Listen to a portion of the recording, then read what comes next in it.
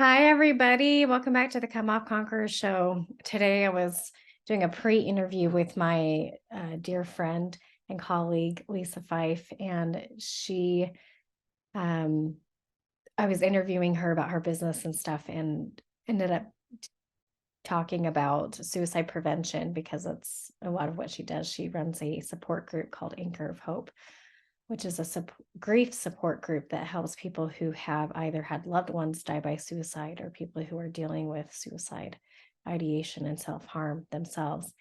And we started talking about the things to watch for. And so I've went ahead and started hitting record and asked her to give us some of her thoughts so that we could get this video out as quickly as possible. So welcome to the show, Lisa.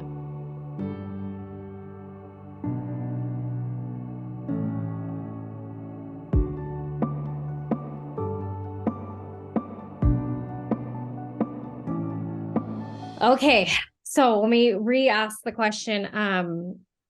What are the signs that you're looking for that somebody is not just deeply depressed, but having suicidal thoughts or self-harm thoughts? What are the things that you're like clues that you need to take this conversation on more seriously? So, I mean, there definitely are statistics that's been put out by the American Suicide Foundation. Um, and some of those statistics are, has someone recently had a big change in their finances? Like, did they lose a job? Did somebody um, lose a relationship, like a divorce?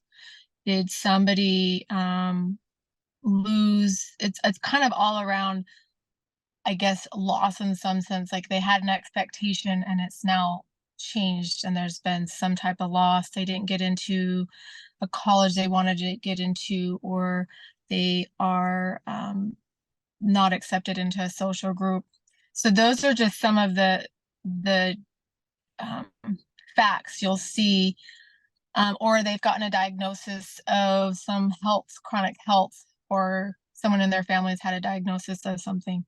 So those are criterias that might cause somebody to um, start going down the path of having suicide ideologies. Um, Also, some of the other statistics, if you are on the spectrum or have mental health, you're more likely to die by suicide. If you have a parent or a loved one that has died by suicide, your chances are multiply than somebody else that has not had a parent or sibling die by suicide. So those are just like your base factors of just knowing that somebody has gone through. Okay, we were talking about some of the statistics about what to watch for. So major life events that have created loss of expectation, right? Like grief and something didn't work out, but it's like more than just disappointment. It's like this was a big thing in their eyes. And I think that's key to mention is that it's in their perception, not necessarily your perception, but if it was a big Right. deal to them, they're more at risk of this, especially it sounds like if they're on the spectrum or they already have mental health challenges. So that's what you were kind of talking about before we lost you. Um, so go back to the if they're already having mental health or on the spectrum or something like that. And then what are the sort of things that we are listening for? Now that we know like what the key factors are that can influence it, what are we listening for? So, one other thing too, I didn't get to say is before I answer that is that if people have lost interest in those activities that they've enjoyed, that's also another data point to say, okay, um, that person used to enjoy doing this and now they don't. If they also start giving away things that they own, things that they have, prized possessions or things like that, in their mind, they're like, I'm not going to be around, so I'm going to give this away. And so as they start giving things away, another thing is if someone has struggled from mental health or has been severely depressed, if you see an uptick in their behavior or an uptick and they seem like really, oh, they're doing really well, they seem really positive, that's typically because when someone's decided that they are going to die by suicide, there's actually some relief. I'm no longer going to be in pain. I'm no longer going to be a burden. I'm no longer. So sometimes you'll hear loved ones like, they seem like they were doing so well the last couple of days. Like, I don't get it. So those are just all things that you can, factors. Now, if someone was to then sit down and talk to you, there are keywords and things that they will say that should trigger you to then ask them how they're doing. So if they say things like, it doesn't even matter that I'm around, you won't have to worry about me very much longer, or they could even just simply say, I'm really struggling at work, I'm having a hard time at work, I'm having a hard time in my relationship. If they're constantly making excuses not to show up to events that they've typically done with you, so that would be like they are losing interest in something. They're not saying, they are telling you they're not going to come. So again, if they tell you they're not going to be somewhere consistently, if they also say, I just don't want to be around, I'm a burden, I'm a waste of space. They may say things like that. That's very obvious. But if they say something like, I'm really struggling at work, or I lost my job, or I'm just so stressed because my wife was just diagnosed with cancer, or, people that also get in trouble with the law, that can be super stressful. So as they're talking to you and saying some of those words, it's really good to listen, console, but not fix or say, but your life is so good, like you should totally love your job. Yeah, don't dismiss their feelings. Yeah, don't dismiss. So you would say, that sounds like it's been really hard. Would you like to talk, and are you okay? And if they proceed to talk, and if they say things like, I don't know, I just don't want to try anymore. When they start using words that sound final, that's when you say, you sound like you're having a really hard time. It also sounds like you're thinking of just don't want to exist or be around anymore. Have you thought about suicide? And some will, if they say yes, then the next question is, have you planned it out? If they've planned it out, that is where it is definitely more serious than if they've thought about it. Because there will be times in our life where we all have experienced sadness, the letdown, an expectation wasn't met, someone's fallen out of love with us, someone's died, and you will feel like life sucks, or you're not part of a certain social group, or you're not part of the tribe, and you feel like you're not have worth and value, and maybe people would be better off if you weren't around. Or if you've been in and out of jail, or you have addictions, that can also be a trigger. But also you might have thoughts of, man, my family would be so much better if I wasn't around, because I just keep going in and out of jail. I can't get, nip this habit. You need to decide, you need to determine, are they just thinking that their people's lives would be better if they weren't around? Because that's usually what it is. They want relief from all the pain they're feeling, and I think others will be better without them. Right. And we all know that's not true. Right. When someone passes away, it creates a huge ripple effect in the community. And a lot of people experience sadness and loss and would definitely want that person around. So, so there's the thoughts, but then asking them, have you thought about what you would do? Have you thought about a plan? And when somebody has actually thought about how they would end their life and they've come up with a plan, that's when you need to take them serious and basically put everything on hold for a moment in your life and just say, hey, I think you're really struggling. I want to get you some support. Can I call the hotline? Can we do this together? Can I drive you there together? I want to stick with you and just make sure you're safe. And so that's really, those are some of the factors. Those are some of the things people will say. And then if you question them, so QPR stands for you question, you persuade them to get some help with your assistance, hopefully right then and there. And then you refer them. We're on the phone to a crisis counselor, or you drop them off at a hospital, especially an adult. They can, walk in. It's their right. They could choose potentially not to, and there are legal things around that.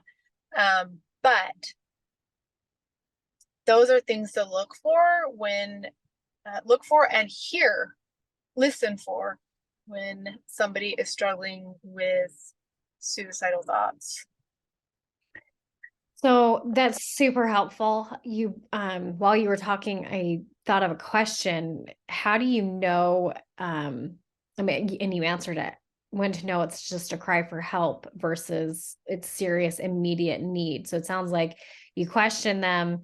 If they have planned it out, then it's an immediate crisis situation and we need to drop whatever we're doing and help out that person in whatever way we can. And I can personally attest to being in this situation a few times. It is a little awkward, I'm not going to lie, questioning and asking somebody point blank the blunt question. But I promise you that if you have any sort of thoughts or inklings, you guys, like that this is maybe happening, that's the spirit talking. And you need to be bold and you need to take action and ask the question. You can't make it worse by asking. Like you have to, yeah. You will show them that you love them and that you care, and say that when you're questioning, hey, I really love you and I really care about you. So I'm going to ask you this and I need an honest response. Like, is this really happening? And if it is, take a deep breath, take a moment and just say a little prayer. Help me know what to do. Help me know what to say. And I promise you, their life means so much to God. He wants them on this earth. He put them here for a reason.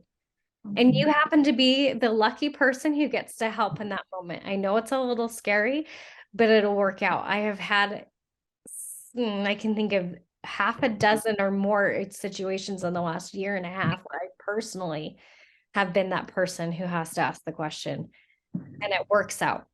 It's going to be okay. So, can we take just a moment to say, if they haven't planned it out and they haven't, or at least they're not admitting to it, what do we do then? So I think if they haven't planned it out or they haven't given you any inclination that they've planned it out, I think you just be a true friend and you reach out. And I liked how you said, I love you, and give me an honest answer. I think it's super important. We don't say, and I love you, and why would you want to leave me? Or why would you, but don't you love me? Don't you want to stay here for me? Like sometimes people will have that, like, but you have kids, but you have, all these things. And so you can't go there. You just have to say, I love you and I need an honest answer. So if their honest answer ends up being that life is hard and they've thought about it, then but they haven't planned it out, then you stay in touch with them. You let them know you care. You also ask them if, have you thought about seeing a counselor? Or I know of a good counselor. I think most of us have either seen a counselor or know somebody that has a really good counselor. Hey, if I was to find a really good counselor for whatever situation they're in, I'd be happy to send that along to you. Um, for faith-based or LDS-based Christians, giving them a blessing, reaching out to their bishop, their ministering brothers or sisters. I think you got to go by the spirit and decide if you want to reach out to them without getting their approval. I mean, I'd always, some people are really sensitive about their situations, but I think when somebody is in a dark place, their safety comes first. And so I always err on the side of not asking them. I'd rather offend and be uncomfortable than lose a loved one. Right. I agree. So I feel just like this sending them is to the resources. yeah. Yes, connecting them with the right people. And remember that bishops aren't trained, right? Like they're trained in QPR, I believe, like to question and to do what you just said, but they're not trained to be therapists. Like they just don't have that kind of training. And so we have to remember that while that is a support and they can be loving and they can give spiritual guidance and help them find support, it's not the end all resource. And I will put links down below to this video of a bunch of different resources and support groups, or not support groups, but different resources that you can go to figure out who do I talk to and get more information on this if you have a suspicion that a loved one is heading down this path. And thank you, Lisa, for this impromptu quick interview. You guys, her longer interview and her official interview is going to come up here shortly. This was just really quick because as we were talking about it, the spirit just said, Bonnie, hit record right now. You need to post this video like now instead of waiting. So thank you for You're very welcome. impromptu like that. If you guys have any questions for me or for Lisa, please type them in the comments or send me a message. And if you are listening to this video and you feel like we just described you personally and not just someone you know, please hear me when I tell you that you are loved and that your life does have purpose. And while I know that it would feel like relief to end the pain that you are feeling by ending your life, I promise you that things will get better. We can help you get support and we can help you find a therapist and we can help you find purpose and joy again in your life. I have seen too many people over the last year turn their lives around. It's been incredible to watch. And I feel honored to have been a part of that journey.